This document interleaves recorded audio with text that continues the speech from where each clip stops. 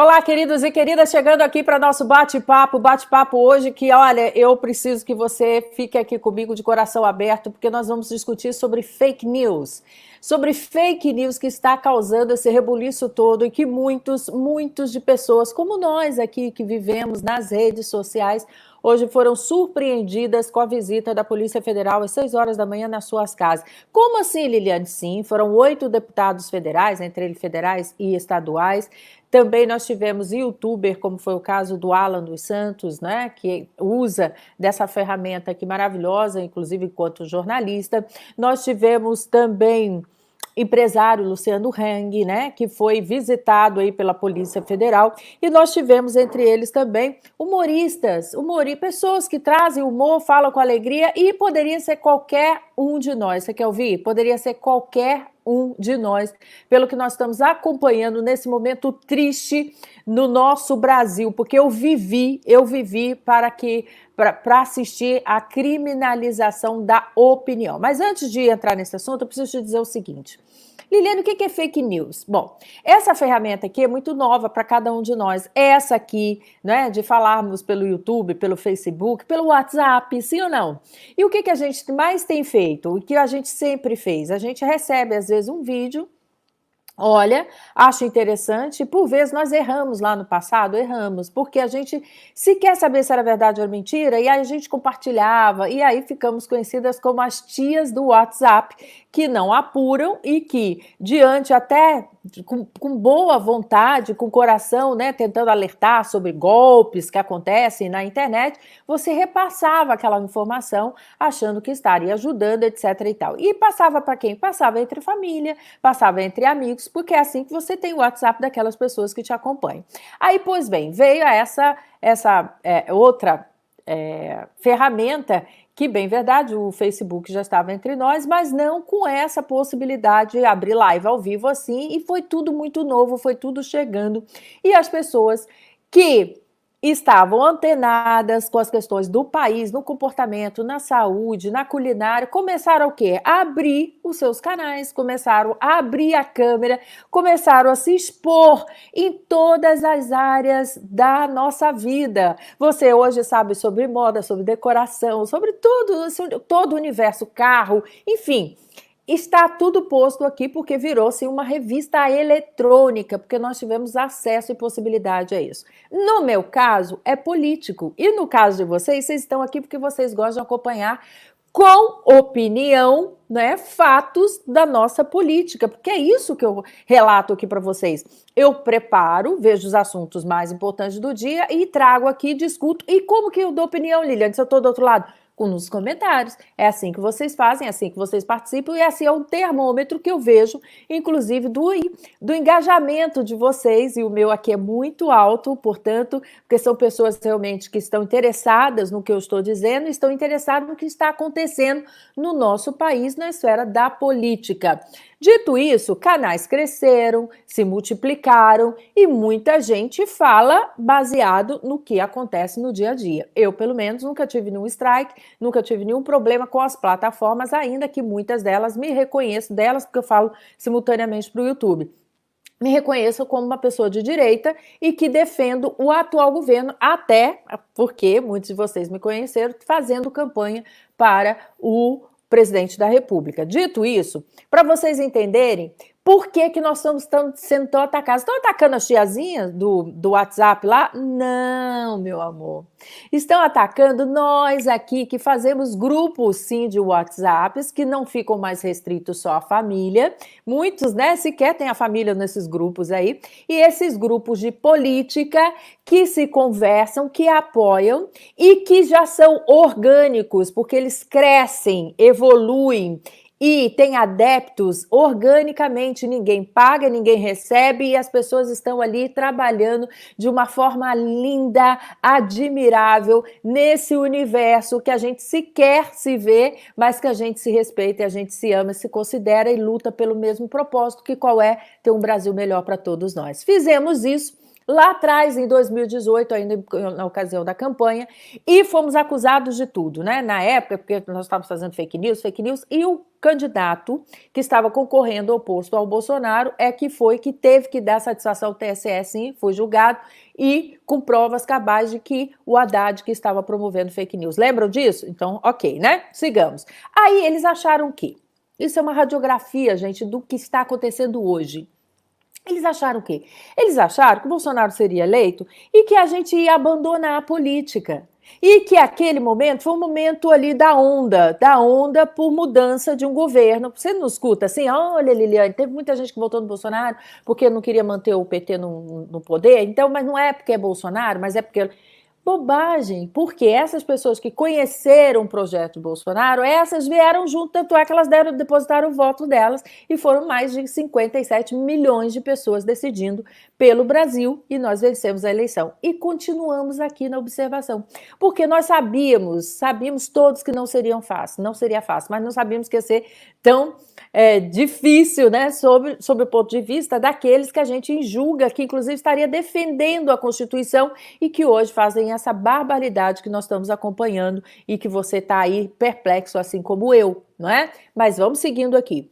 O que aconteceu de fato? O que é uma fake news, gente? Fake news é quando vem uma notícia, vem uma postagem de algo que ninguém sabe de onde surgiu, né? E não sabe a veracidade, não sabe se aquilo é verdade, se aquilo é mentira. Não é o nosso caso. Por quê? O que nós fazemos na internet? O que nós nos propusemos a fazer? Nós nos propusemos a fazer o que a grande mídia nunca fez, que é jogar limpo com a sociedade, que é falar a verdade, que é esmiuçar e entender que quem prepara um jornal, quer seja um jornal televisivo, quer seja uma imprensa escrita, é alguém que tem ideologia e é alguém que manipula o que você deve saber e o que você não deve saber. E é esse o grande choque do momento. Por quê? Não só a gente investiu num vespeiro chamado mídia tradicional, rádio, televisão e escrita, essa que vivia mais de 70% do seu faturamento, gente, ouça aqui que eu estou te falando, mais de 70% das mídias grandes viviam do governo. O governo sustentava essas mídias porque elas eram grandes, porque morria de medo daquele que preparava as pautas em derrubar qualquer questão dentro do governo. Mas, Liliane, eles não falavam mal do governo? Falavam quando eles precisavam renegociar qualquer repasse. Eles falavam mal do governo, o governo ia lá, dava um repasse, calava a boca e seguia a vida todo mundo feliz. Era assim que funcionava o nosso país. Aí, surgimento de tudo isso aqui, o que aconteceu? Nós começamos não só a dar base e discutir política sobre a nossa pauta e o nosso ponto de vista, como nós ficamos mais ágeis. Por quê? Assim como eles demoram para preparar as suas pautas, elaborarem um jornal, fazer etc e tal, amigo, a gente liga aqui, aperta o botão e sai falando. A gente aqui é muito mais rápido, nós estamos na velocidade do rádio, porque o rádio é isso, eles ligam, falam, acabou, não tem pré-produção, não tem nada, eu sequer emito aqui algum flu-flu aqui para vocês, porque eu boto a cara na reta e a gente começa a bater papo aqui, não é assim? E por essa razão, por essa agilidade e por esse compartilhamento orgânico, que eu quero agradecer a todos vocês aqui, porque o canal só cresce nesse sentido, né, de compartilhamento. O que acontece? Mais pessoas ficam sabendo de coisas reais que estão acontecendo online, né, momentaneamente, porque o que nós estamos discutindo aqui hoje é amanhã que eles vão discutir, as grandes mídias, porque eles têm que preparar tudo isso que nós já estamos pondo na mesa aqui. E aí o que aconteceu? Nós esvaziamos os cofres. Cofres de quem? Das grandes empresas, da grande mídia, ok? Sim. Pior, colocamos em xeque o direcionamento, ou a parte editorial de todas elas.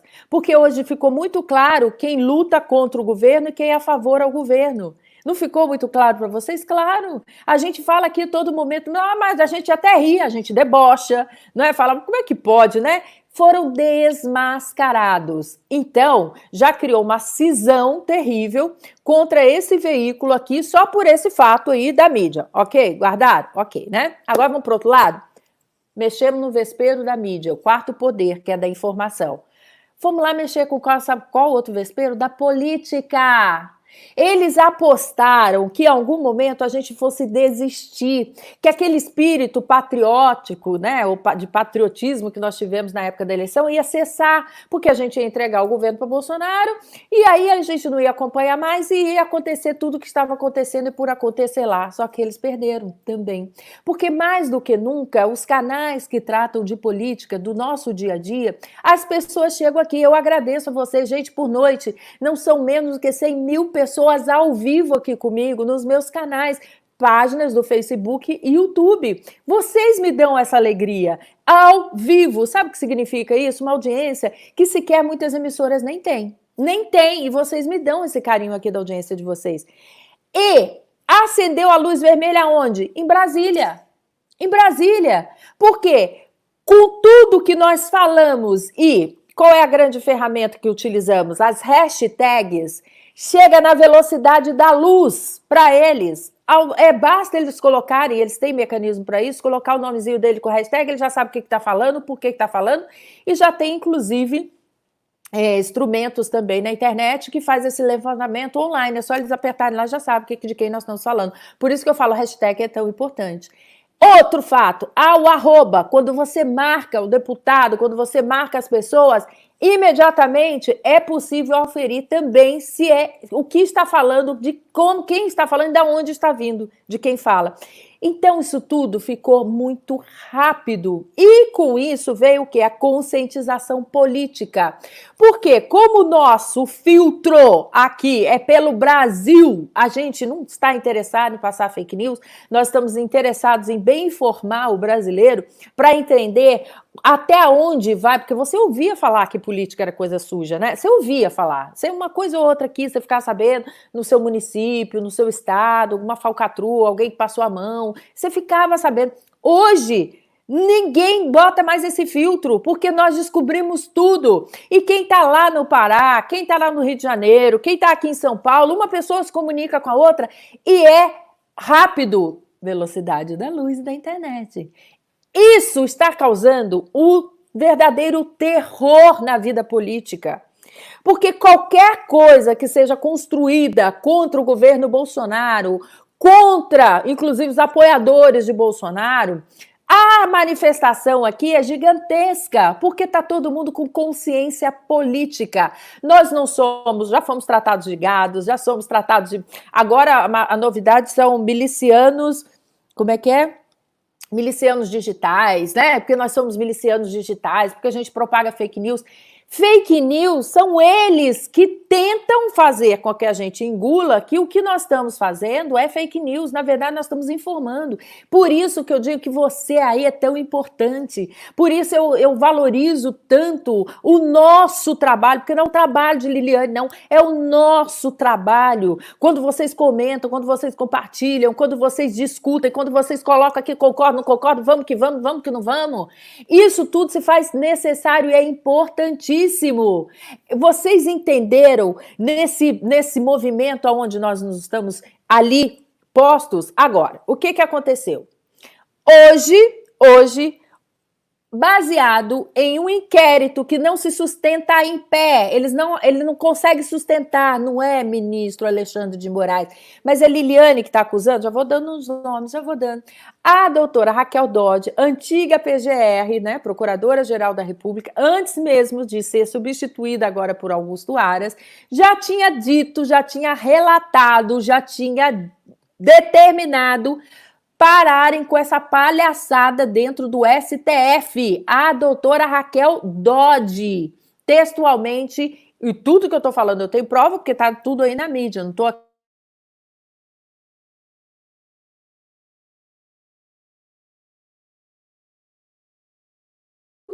Né? Eles teriam sim que ter dado fim a esse inquérito que avalia o quê? Pessoas que estariam ali ameaçando membros do STF, pessoas, por quê? Nunca na história desse país a ligação e a resposta foi tão direta aos atos do STF, porque a gente começou fazendo o quê?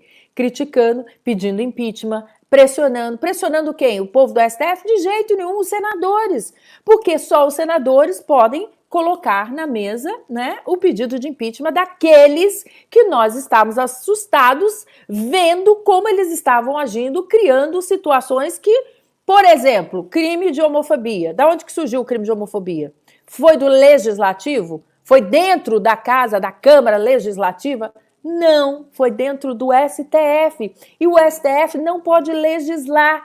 Ele não pode legislar. E ali já começou tudo. Outro absurdo, da saída da Dilma. A Dilma saiu empichada, portanto, ela não teria por direito receber dinheiro da gente. Até hoje ela é sustentada por nós, pelos brasileiros. Mas que circunstância isso aconteceu? Com um dos ministros, né, que fez um sambalelê do crioulo doido e do branco doido também, antes você pensa alguma bobagem aí, né? E fizeram o quê? Deram para ela a condição que tem os outros presidentes que passaram lá sem serem pichados. Está errado. Isso está errado. Só que eles começaram a achar que isso eles iriam intimidar. Porque a Corte Suprema sempre foi... Deus me livre criticar um juiz, um ministro do STF. Deus me livre omitir alguma opinião do ministro do STF. Deus me livre por quê?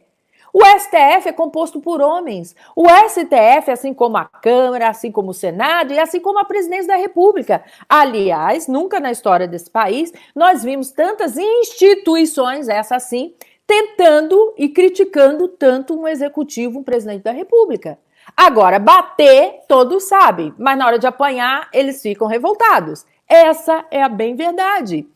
Quando nós viemos aqui, quando nós propagamos que a última vexatória, escandalosa atitude do senhor Alexandre de Moraes em impedir que um diretor da Polícia Federal tomasse posse de um cargo que é, sim, determinado pelo presidente da República, pelo executivo, e que ele achou que fosse ficar por isso mesmo, a rede veio abaixo dizendo que ele estava errado. Baseado em quê?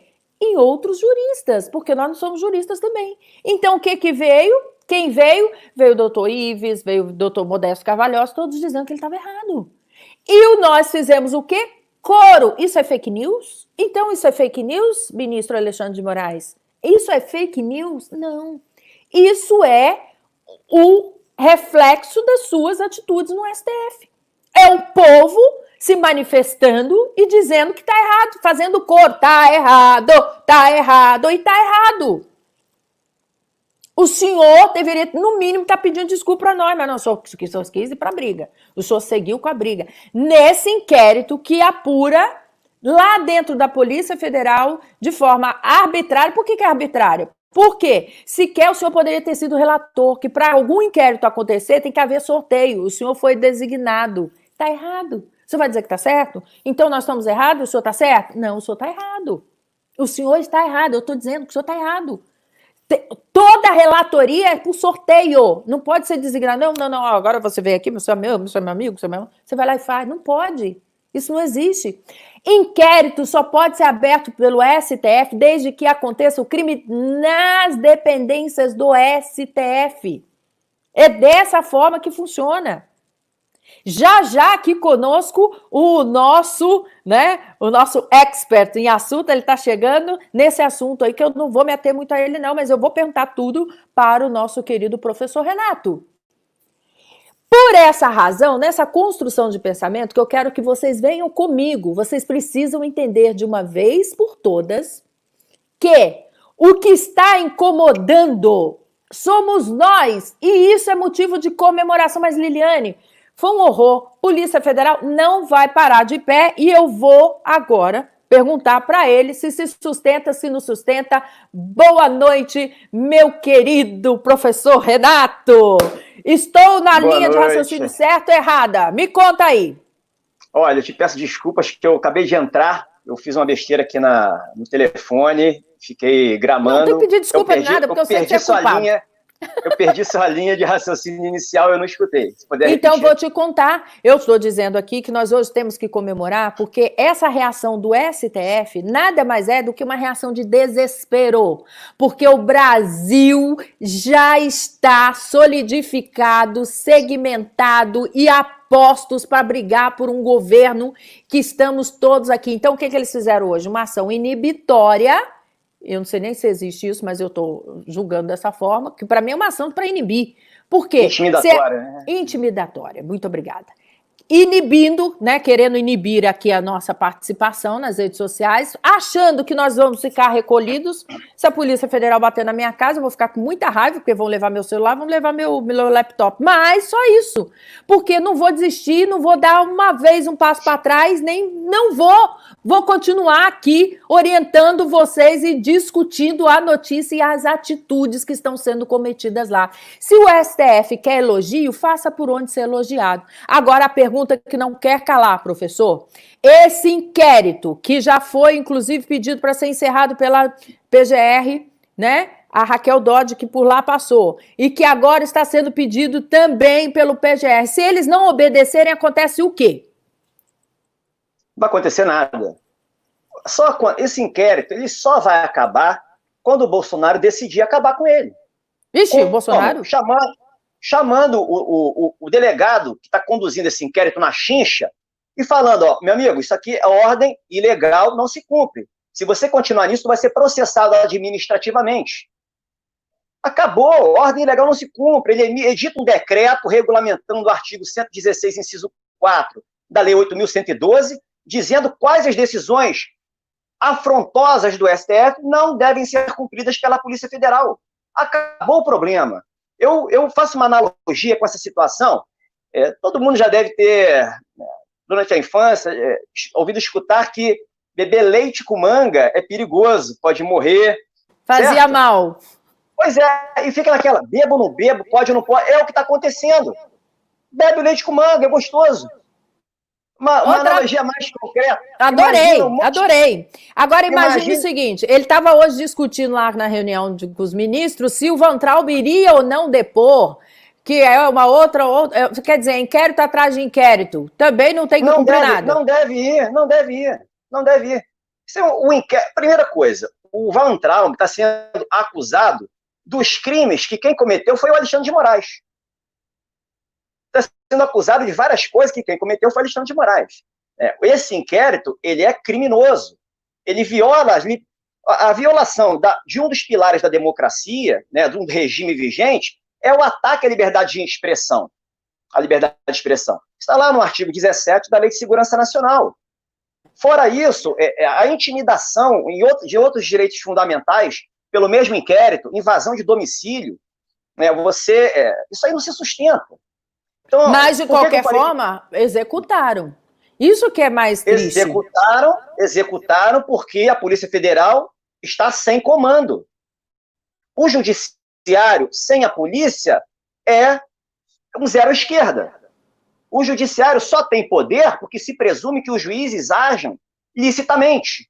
Então, por naturalidade, até uma coisa, é um hábito quase irrefletido de se cumprir automaticamente tudo que o judiciário faz, determina. A gente está vivendo num estado de exceção, uma coisa atípica. E se criou, aí vem naquele mesmo, o que eu venho falando, aquele mantra que o STF tem a última palavra sempre, de que os princípios são, o respeito aos direitos fundamentais são valores que são mais importantes do que as regras. O que o STF hoje está fazendo é se apropriando de um poder que ele não tem, em cima de uma doutrinação. Hoje eu estou vendo que é uma doutrinação criminosa com importação de doutrinas lá de fora para um contexto nosso de outra realidade. Então você doutrina na faculdade e o resultado está aí. São juízes e promotores, procuradores da República, profissionais do direito que não sabem os seus próprios limites, eles não são inconscientes. Trabalhar com direito hoje, não adianta você ler uma enciclopédia jurídica inteira. Não adianta. Esse direito que a gente vive hoje, que é um direito teatral, o que leva a essa criminalidade que a gente está vendo, essa subversão da ordem, você precisa ser estrategista. E como é que você consegue ser estrategista? Primeiro, rompendo essa prisão cognitiva do direito, hipócrita da ditadura do politicamente correto. Quando você consegue romper isso, você consegue pensar diferente. Você consegue antever tudo que as pessoas vão fazer. É o que Ou seja, ou seja, não se sustenta de pé. É só o gasto público com o nosso dinheiro, porque essas audiências são caras, é o tempo das pessoas, é a contratação de advogados, etc. e tal, mas não se sustenta. Juridicamente, não tem nada que eles possam ser imputado a eles. Vou te dizer o que está sendo imputado. Vou te dizer. Mais um detalhe. O que acontece? Existem duas verdades. Uma verdade que é absoluta, que é o fato em si, é o fato bruto. Por exemplo, o vídeo da reunião é o fato bruto. Outras são as verdades subjetivas. São criadas pela interpretação que fazemos dos fatos, são as verdades subjetivas. Toda essa palhaçada jurídica hoje é feita em função dessas narrativas. Uns descontextualizam os fatos. Aí vem, seleciona o caso do processo que o Ministério Público Federal ajuizou contra o Weintraub em relação a odeio a expressão povos indígenas. É uma seleção, eles cortaram o contexto e pegaram aquele odeio e marcaram aquilo, vincularam a uma discriminação, vincularam a uma ofensa em direitos de minorias, vincularam à Constituição o princípio da não discriminação. Você cria uma narrativa em cima de descontextualizações. E o outro, eu até me perdi aqui o raciocínio. Então, deixa eu te perguntar uma coisa aqui, olha. Na verdade, o que nós estamos vendo, que é o que eu estava fazendo aqui com vocês, essa analogia mesmo, é para dizer o seguinte: eles querem criminalizar a nossa opinião. Isso lugar nenhum tem no Código Penal. Isso lugar nenhum tem, me corrija, professor, se eu estiver falando bobagem. Não, eu não consigo, pelo menos um pouquinho de vivência que eu tenho, de leitura, inclusive, nessa área, não encontrei lugar nenhum. Nem na internet, eu procurei aqui. E quem se sente lesado, e quem se sente prejudicado, isso nós já contemplamos na lei, que é o crime de difamação, injúria, calúnia. Essa sim você pode, se você se sentir atingido em algum post, em alguma fala, em alguma coisa, você pode recorrer e, inclusive, independe de onde aconteça, quer seja na internet, quer seja pessoalmente, quer seja no ambiente de trabalho, não tem algum lugar específico para você recorrer dos seus direitos de injúria, calúnia e difamação. Então, gente, de uma vez por todas, eu coloquei aqui que querem nos calar. Na verdade, é tudo isso. Olha, professor, só para entender um pouquinho. Eles querem, com tudo isso, intimidar a cada um de nós. É por isso que agora eu conclamo a você para ficar mais forte. Esse canal tem que ficar mais forte. O canal do professor tem que ficar forte. Os nossos Instagram da vida tem que ficar forte. Nós temos que ficar mais unidos, porque não vão conseguir nos calar. Nós não podemos ser calados por aqueles que se julgam acima da lei e da nossa liberdade, porque a única verdadeira liberdade que o presidente da República estava brigando, inclusive naquela fatídica lá, reunião, que para nós foi ótimo, porque só veio confirmar quem ele é mesmo e por que ele trabalha, não é? Para dizer o seguinte, que já tentam tirar o nosso direito de ir e vir, agora querem nos calar, tirar o nosso direito à liberdade, querem nos censurar. E sabe onde que tem isso? Sabe onde que isso funciona muito bem? Lá na China. Sabe aonde que funciona isso? Nesses países comunistas. E é isso que estão tentando transformar nosso Brasil. E o que depender de nós aqui, eu tenho certeza que é um sonho também do professor, nós compartilhamos, conversamos bastante, é a nossa total liberdade e total amparo jurídico para aqueles que cometem excessos. E o que é cometer excesso? Fechamento do STF. Também sou contra. Não tem que fechar o STF. Deixa lá o STF, troca as pecinhas. Troca as pecinhas. A gente não está satisfeito com o presidente, trocamos o presidente. Não? Sim ou não? Liliane, sim. A dificuldade toda, eu vejo a dificuldade toda do presidente tomar uma atitude em função de uma premissa equivocada que foi aceita lá atrás, que o Brasil é uma democracia, as instituições funcionam. Mas há muito tempo que as instituições não funcionam, disfuncionais. Um procurador, um juiz que cometa alguma ilicitude, aí você fala, não, aí você vai no Ministério Público, não vai dar em nada. É corporativismo, eles se autoblindam, eles não têm limites. Eles não têm limites. Então, aí é a sua vivência na área jurídica. Sim, aí é a experiência, a vivência. A gente conta nos dedos o juiz que foi punido, o procurador que foi punido. Você vê as atitudes do Ministério Público do Trabalho. São ações lides temerárias, você movimenta a máquina pedindo coisas absurdas e não dá nada, é a certeza da impunidade. Isso mostra a disfuncionalidade das instituições. Isso não está correto. Como é que você conserta isso? Se não há punição para agentes que recebem altos salários e atormentam a vida de cidadãos de bem. Hoje, os que estão sendo mais atormentados, eu diria, são os bons prefeitos. Bons prefeitos de cidades pequenas, de cidades grandes, que são ameaçados por membros do Ministério Público que rezam dessa cartilha do STF. Se há milícias realmente, de fato, são esses membros poderosos, infiltrados na instituição, selecionados a dedo em concursos públicos. Eles atuam, cada um de um canto, quase em uma forma orquestrada, para levar a esse desespero à sociedade, aos bons administradores, e gerar quase uma quebra do sistema federativo. O que a gente está vivendo hoje é uma coisa impensável. Inimaginável num país decente. Imaginável. Hoje eu acordei, eu falei, eu só posso estar em pesadelo. Eu só posso estar vivendo pesadelo. Mas, de qualquer maneira, eu preciso dizer do que eles estão sendo acusados de formação de quadrilha. Formação de quadrilha. Sabe o que é uma formação de quadrilha? Formação de quadrilha é quando as pessoas se agrupam para cometer crimes. Que crime estaria cometendo a nossa querida deputada Bia Kicis, lá do Distrito Federal, essa mulher guerreira? A nossa querida Carla Zambelli, os demais todos, os youtubers, o Alan dos Santos, que tá dando um show de jornalismo no YouTube. Quem? O empresário Luciano Heng, que deu o seu apoio desde sempre a esse presidente. Agora não, e agora eles acham que tem crime de financiamento. Eu vou repetir, nunca recebi um centavo. Tem gente que me pergunta, Leandro, você não recebe nada? Não é possível. Não acreditam, professor. Professor, você recebe alguma coisa para vir aqui? Tem até que falar. Nada. Fala aí, professor. Aliás, recebemos agora R$9 aqui. Pela amizade. Aqui, R$9. Escutar vocês é como um copo de água gelada no deserto. A Edna Orlando falando aqui conosco. Muito obrigada, querida Edna. Mas é isso, gente. Não podemos nos sentir intimidados. Olha, se vier aqui na minha casa me prender para ser presa, eu vou soltar saindo dando beijinho, porque a gente tem consciência limpa. Nós estamos limpos. Nós não podemos ser tratados como bandidos. Nós não somos bandidos, STF. Nós sabemos quem são bandidos. Sabemos até, inclusive, quem vocês deviam estar prendendo. Mas vocês estão ocupados com a gente. Liliane, quando você aceita uma situação como ela não é, ou seja, o Brasil como uma democracia sem ser, você está negando fatos. Você está negando fatos se você está se inserido dentro de um sistema que domina toda a narrativa do tipo de direito que você pode usar, que pode ser empregado.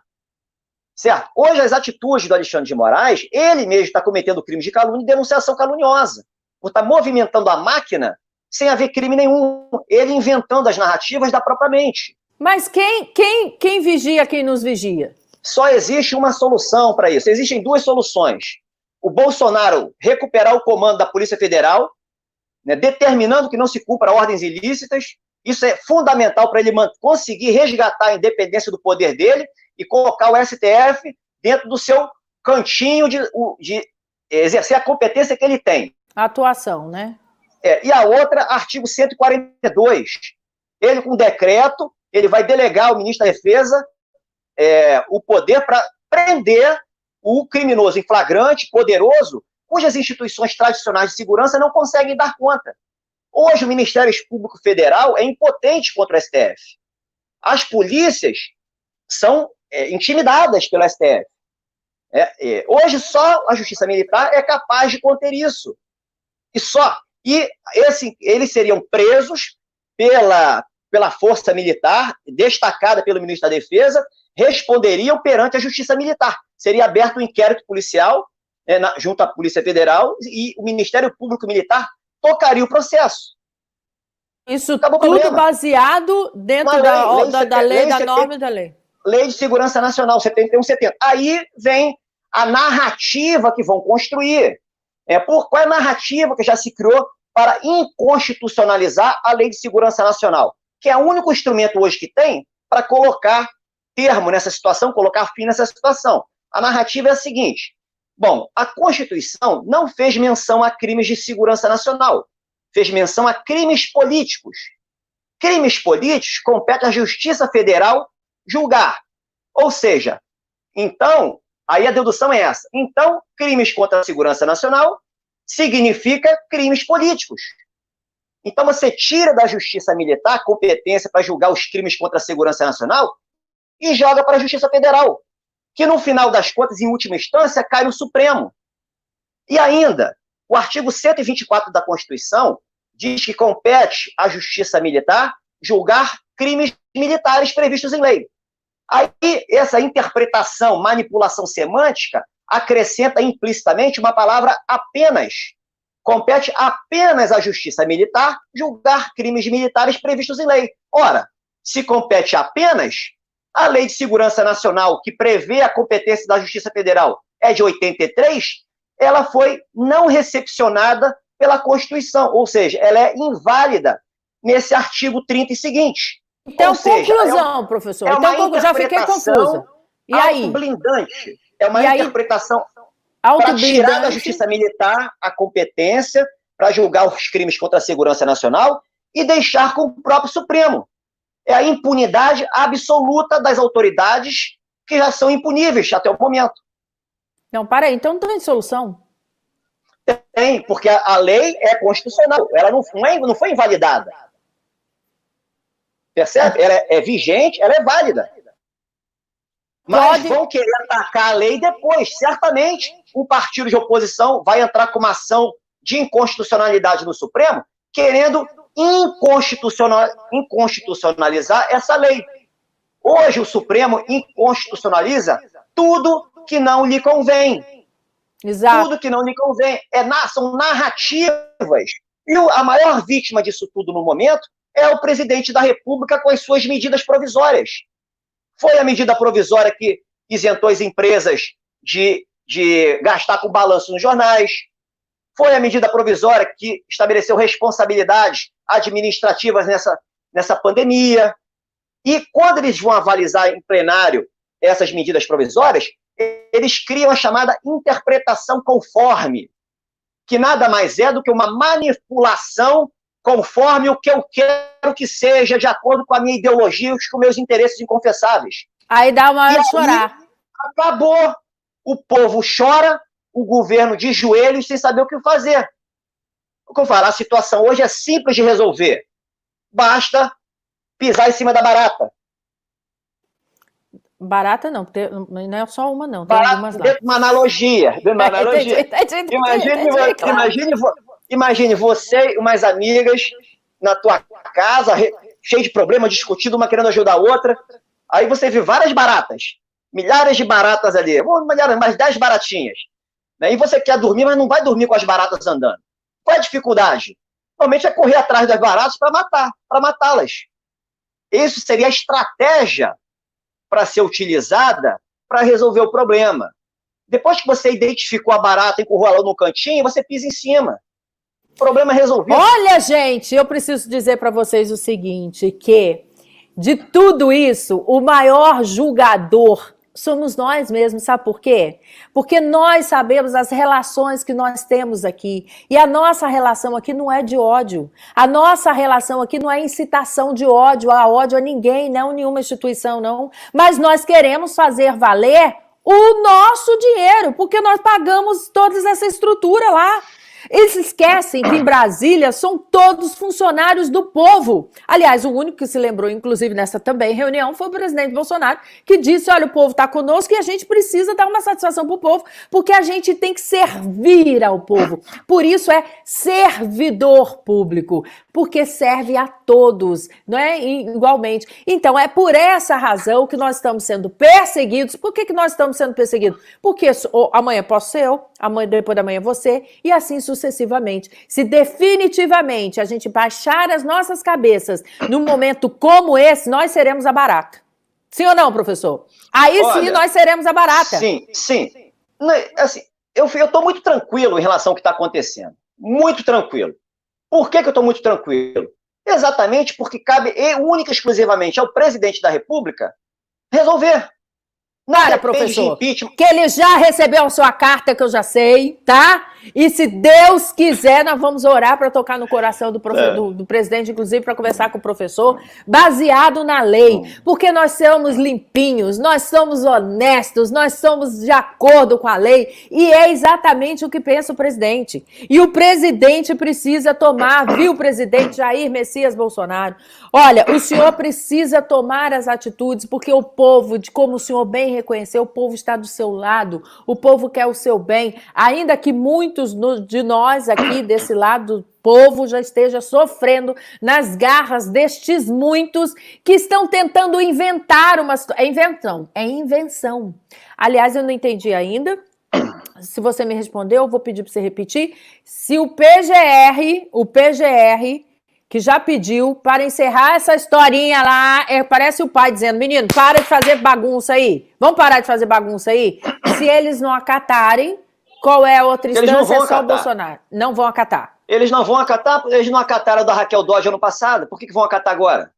Eu fiquei com essa pergunta e eu acho que eu tenho a resposta. Sabe por quê? A Raquel Dodge estava de saída.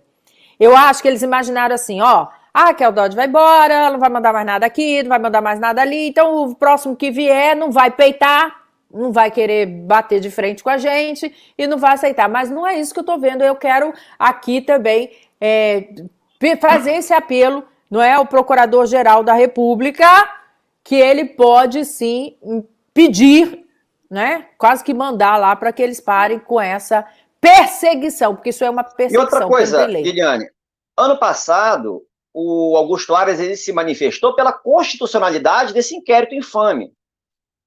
Então, ele está entrando agora, eu não li o que ele pediu, mas não deve ter arguído a inconstitucionalidade do inquérito.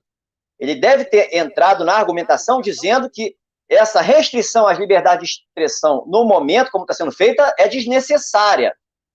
Então, o foco não foi a origem, que é esse inquérito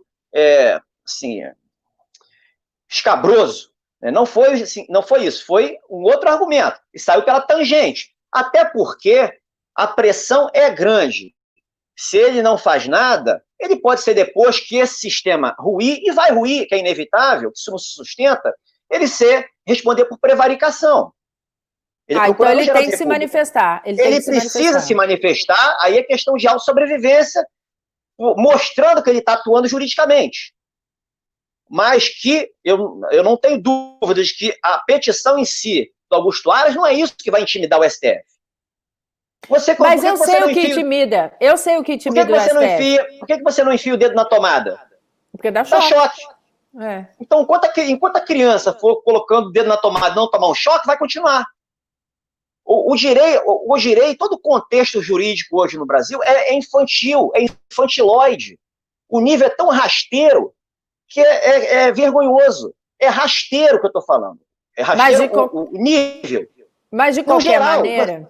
Sim, no geral, mas de qualquer maneira, eu penso que como nós incomodamos a tal ponto deles partirem para essa agressão ao povo, né, num inquérito que não se sustenta, eu quero dizer que a nossa importância é muito grande. Nós não podemos desistir, a não ser, claro, que venha alguma lei, e já estão tentando regulamentar, né? Já estão Posso tentando fazer um comentário disso? Ensaio, claro, estão fazendo ensaio lá. Essa lei, o artigo, se bem que a Constituição hoje é rasgada de acordo com a conveniência.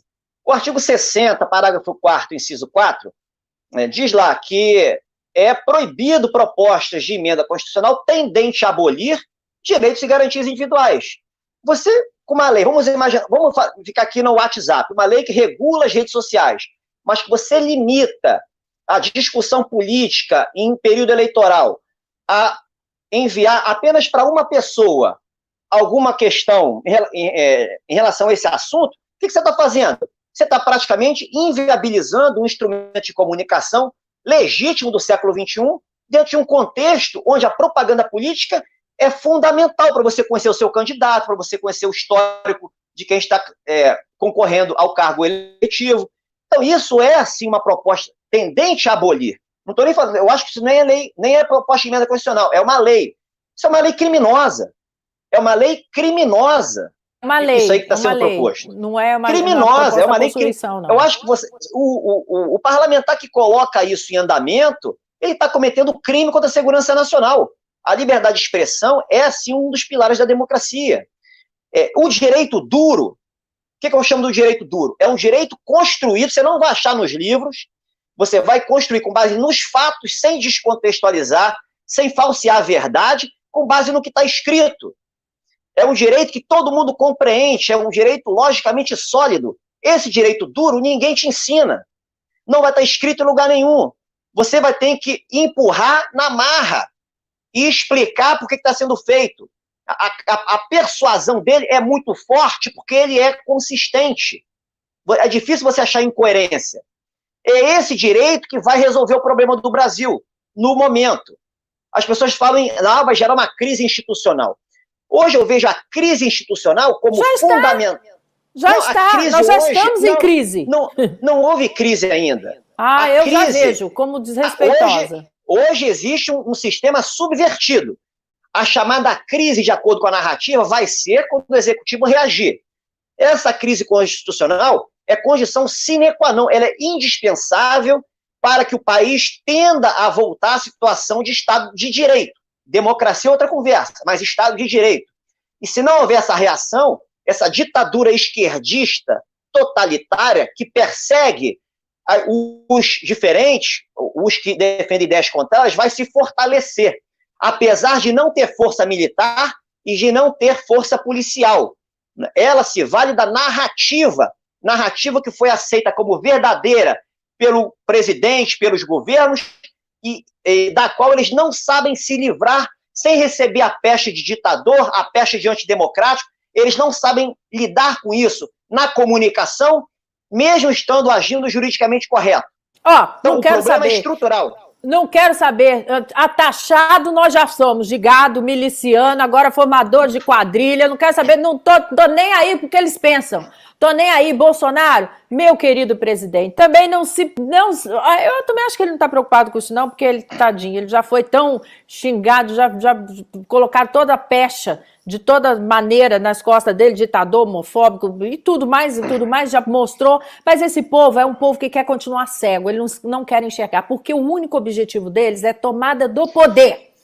Se há algo aqui que a gente tem que combinar, que o que eles querem é derrubar o Bolsonaro, não importa. Ele poderia hoje, estava fazendo, e o seu governo estava fazendo, mas com a pandemia nós tivemos esse recuo, é bem verdade, mas ele estava trabalhando nesse sentido, e nós já estávamos vendo, e mesmo assim eles não cessavam dia e noite, por capricho e porque não admitem que perder dói menos, aceitam, dói menos. Agora, eu preciso falar para você aí dentro dos seus olhos. Agora eu quero conversar com você que está me ouvindo. Nada de ficar desesperado, nada de ficar nervoso, nada de achar que não vai melhorar. Aliás, é um sentimento que a gente tem, né, professor? Que depois de uma grande tempestade, nós vamos ter ali uma linda colheita, jardins floridos. E será rápida, será breve. Será breve, professor? Esse sistema não sustenta. Ele não se sustenta. Vai ruir graças a nós também. Ou por atitude do Bolsonaro, dentro das regras, agindo como tem que agir, recuperando o seu poder e parar de ficar choramingando, implorando, né, quase pedindo perdão de joelhos para o sistema que quer destruí-lo. Ter compaixão é uma coisa paradoxal, uma coisa insana, irracional. Ou assim, ou com uma guerra civil. Não tem jeito, é muito previsível. Não há como negar isso. Professor, eu ainda torço para que nós possamos alcançar tudo isso sem nenhum confronto, mas de qualquer forma, deixa eu ver quem quer participar aqui com a gente, é o chat do Elke Malker. Obrigada, Elke. Muito obrigada por participar aqui conosco. Nós já vamos chegando para as nossas conclusões finais, dizer o seguinte: o que eles não contavam é que nós teríamos aqui, e eles nos acusam realmente de influenciar, de incitar o ódio, de fazer com que as pessoas fiquem revoltadas, nada disso. O que a minha proposta aqui, e trago como convidado também o professor, é esclarecer quais são os mecanismos do direito, né, que podemos, o poder pode lá lançar mão para que possamos ter um Brasil que desejamos, porque legitimamente levamos à condição ao presidente da República, Jair Messias Bolsonaro, em votação direta. E é isso que eles não aceitam. E dizer a Liliane, vocês... a gente aqui busca esclarecer a quem quer ser esclarecido, ou quem apenas busca esse esforço para ser esclarecido. Não, mas porque tem um problema. Mas tem um problema. Hoje, aqueles que leram lá a petição do Alexandre de Moraes, está caracterizado lá que nós aqui que passamos pelas redes somos influenciadores e somos pessoas que fazemos a incitação ao ódio. Portanto, aquela pecha lá do gabinete do ódio que eles atribuem ao filho do Bolsonaro. Eu sequer tenho ligações com o Carlos Bolsonaro, sequer, mas isso criado aonde? Naquela CPMI das fake news, feita por dois deputados, eu vou me segurar, mas vocês sabem, vocês ficam aí por conta de vocês, o resto dos adjetivos, tá? Que navegaram, surfaram na onda do Bolsonaro e que foram os dois primeiros que viraram os famosinhos, né? Que viraram as costas para esse governo, mas nós vamos continuar firmes e fortes aqui do que depender de nós, porque aqui tem consciência, aqui tem informação e aqui tem responsabilidade. Nós somos responsáveis por, sim, não incitação ao ódio, nada disso. Nós queremos aqui realmente um povo esclarecido e forte nas nossas leis e no que nós temos, sim, por direito, que é na condução de um Brasil que nós elegemos esse presidente. Nós não vamos deixar passar de jeito nenhum, professor. Deixa eu dizer das suas redes sociais, correndo, Instagram e Twitter, Renato R. Gomes Oficial, YouTube, Facebook, a Unidade do Direito em Foco. E meus livrinhos... Livrinhos não, livros maravilhosos. 516 páginas. Conscientização jurídica e política, o que você precisa saber para não ser manipulado por especialistas, e Desmistificando a falácia da presunção de inocência. Os dois estão na Amazon, amazon.com.br, que é a Amazon brasileira, estão os e-books, e a Amazon americana, né, que é o .com, estão os livros físicos. Professor, muito obrigada mais uma vez por sua contribuição aqui, nos ajudando a esclarecer o nosso dia de hoje. Não desistam, porque se Deus é por nós, quem será contra nós? Estaremos juntos, dando força, inclusive, àqueles que nos representam lá, e ninguém solta a mão de ninguém. Beijo, professor. Obrigada pela participação. Boa noite, beijo para você, Liliane. Tudo de bom. Boa noite a todos que estão nos assistindo.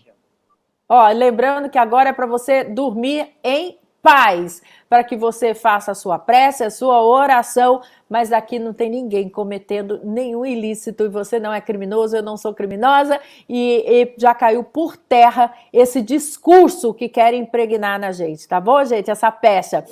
Aqui não tem miliciano, aqui não tem gado, aqui não tem, não é? Porque somos todos irmanados, sim, por um Brasil melhor. Vou agora lá para o meu Instagram, Liliane Ventura Oficial. No Instagram, Liliane Ventura Oficial, vai ter um papinho com vocês. Vocês podem entrar e participar comigo lá ao vivo também, tá, gente? Lá eu entrevisto vocês. Beijo e até o nosso próximo encontro. Obrigada aí pela companhia. Beijos.